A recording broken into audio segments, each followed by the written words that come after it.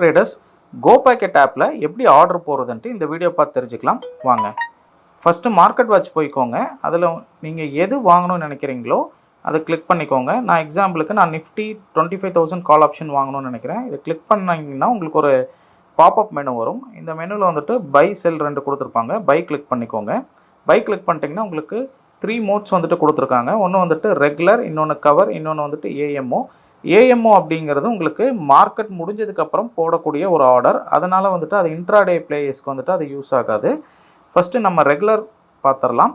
Regular அப்படிங்கிறது வந்து பார்த்திங்கன்னா நீங்கள் இன்ட்ராடே இல்லை கேரி ஃபார்வர்டுக்கு ஒரு ஆப்ஷன் வாங்குறீங்க அப்படின்னா அதுக்கு வந்துட்டு நீங்கள் யூஸ் பண்ணிக்க முடியும். அப்படி இல்லை நீங்கள் ஸ்டாக்ஸில் ஆர்டர் போடுறீங்க அப்படின்னா அது வந்துட்டு ரெகுலர் மோடில் வந்துட்டு லாங் டேர்மில் நீங்கள் ஸ்டாக்ஸ் வாங்குறதா இருந்தாலும் யூஸ் பண்ணிக்கலாம், இல்லை வந்துட்டு இன்ட்ராடேக்கு யூஸ் பண்ணிக்கலாம். இப்போ நான் வந்துட்டு சாம்பிளுக்கு ஒரு ஆர்டர் போட்டு காட்டுறேன்.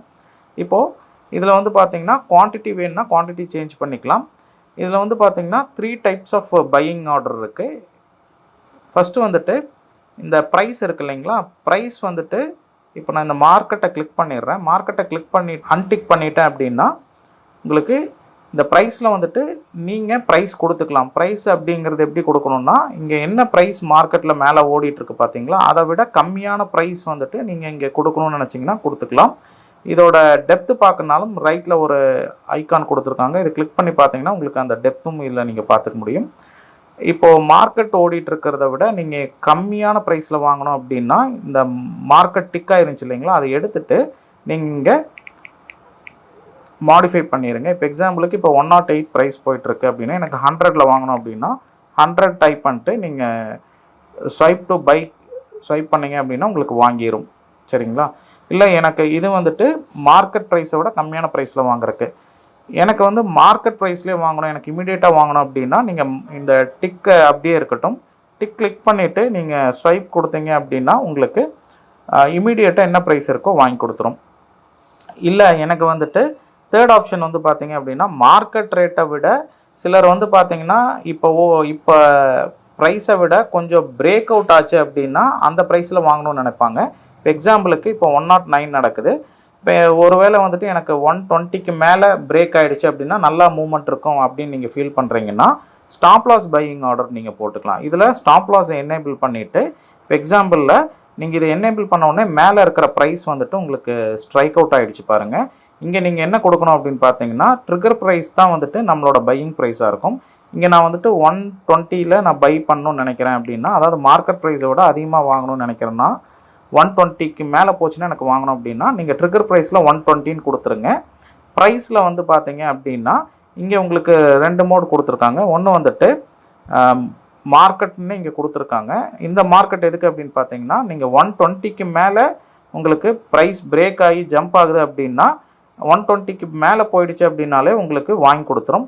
அப்படி இல்லை அதுலேயும் வந்துட்டு நீங்கள் ஏதாவது பேராமீட்டர் செட் பண்ணுறீங்க அப்படின்னா 120லேருந்து ஒரு 121க்குள்ளார எனக்கு வாங்கணும் அப்படின்னு சொல்லி ஃபிக்ஸ் பண்ணிட்டீங்க அப்படின்னா இப்போ நீங்கள் ஸ்வைப் டு பைன்னு கொடுக்கும்போது 120க்கு மேலே உங்களுக்கு வரும்போது உங்களுக்கு பை ஆகும். சரிங்களா? மொத்தம் 3 டைப் ஆஃப் பையிங் இருக்குது. ஒன்று வந்துட்டு நார்மல் பை, அதாவது என்ன மார்க்கெட் ப்ரைஸ் இருக்கோ அதோட கீழே வாங்குறதுக்கு நீங்கள் மேலே ப்ரைஸுங்கிற இடத்துல கிளிக் பண்ணி வாங்கிக்கலாம். மார்க்கெட்லேயே வாங்கணும் அப்படின்னா நீங்கள் இந்த மார்க்கெட்டை மட்டும் செலக்ட் பண்ணி வாங்கிக்கலாம். இல்லை எனக்கு மார்க்கெட்டில் ஓடிட்டு இருக்கிற ரேட்டை விட அதிகமான ரேட்டில் வாங்கணும் அப்படின்னா ஸ்டாப் லாஸ் பையிங் ஆர்டர் நீங்கள் போட்டுக்கலாம். 3 டைப் ஆஃப் ப்ரைஸ் வந்துட்டு நீங்கள் கொடுத்து வாங்க முடியும். இதுக்கப்புறம் வந்து பார்த்தீங்க அப்படின்னா இப்போது நம்ம காமிச்சது வந்துட்டு எல்லாமே கேரி ஃபார்வர்டுக்கு.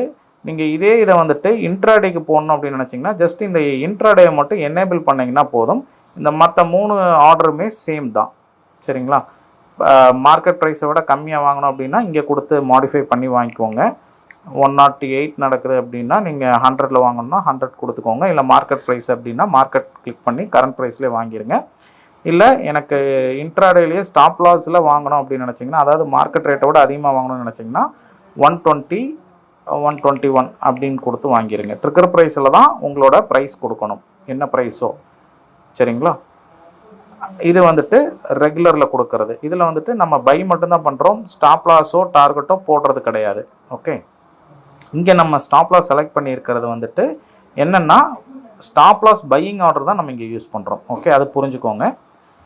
செகண்ட் டைப் வந்து பார்த்தீங்கன்னா கவர் ஆர்டர்.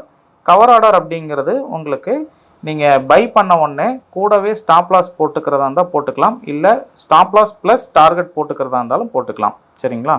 ஆர்டர் டைப் எல்லாமே ஒன்று தான். இங்கே வந்துட்டு நம்ம கவர் ஆர்டர் பொறுத்த வரைக்கும் எப்பயுமே நீங்கள் இன்ட்ராடேயில் மட்டும்தான் பண்ண முடியும். சரிங்களா? இன்ட்ராடே அப்படிங்கிறது உங்களுக்கு என்எஸ்சியை பொறுத்த வரைக்கும் 3:20க்கு வந்துட்டு நம்மளோட கோ பேக்கெட்டோட இன்ட்ராடே கட் ஆஃப் டைம் அது. சரிங்களா? நீங்கள் இன்ட்ராடே அப்படின்னா இன்ட்ராடே ஆல்ரெடி டிஃபால்ட்டாக செலக்ட் ஆகிருக்கும். டிசேபிள்டு வந்துட்டு இது பண்ண முடியாது, இது ஆல்ரெடி என்னேபிள்டாக தான் இருக்கும். சரிங்களா? பிகாஸ் ஆஃப் இது வந்து கவர் ஆர்டர், இன்ட்ராடேலே க்ளோஸ் ஆகக்கூடிய ஆர்டர். சரிங்களா? இதில் வந்துட்டு பார்த்தீங்க அப்படின்னா உங்களுக்கு எய்தர் நீங்கள் வந்துட்டு மார்க்கெட் ரேட்டை விட கம்மியாக கொடுத்து வாங்குறதா இருந்தால் வாங்கிக்கலாம், அப்படி இல்லை அப்படின்னா மார்க்கெட் ரேட்லேயே வாங்குறதா இருந்தால் வாங்கிக்கலாம். செகண்ட் வந்து பார்த்தீங்க அப்படின்னா இப்போ எனக்கு மார்க்கெட் இப்போ நான் கம்மியான ப்ரைஸில் கொடுத்து வாங்குறேன்னு வச்சுக்கோங்க. இப்போ 104 வந்துட்டு மேலே நடந்துகிட்ருக்கு, எனக்கு 100 ரூபீஸில் வந்துட்டு எனக்கு வாங்கணும்.